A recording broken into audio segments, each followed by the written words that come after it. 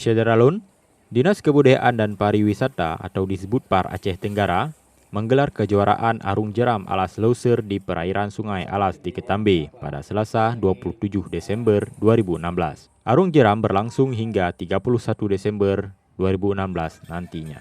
Kegiatan ini pada dasarnya adalah untuk mengembangkan kepariwisataan di Aceh Tenggara, khususnya kepariwisataan di bidang air.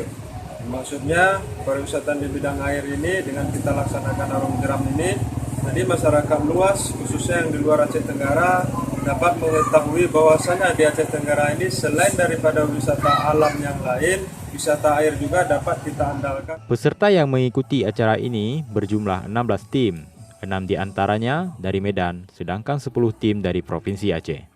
Kegiatan itu untuk kelas umum dan junior, seperti downriver, head-to-head, dan slalom.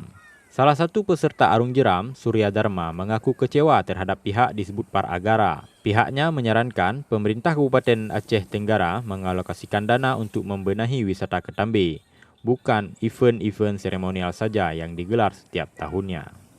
Dari Kutacane, Asnawi Lui, Serambi On TV.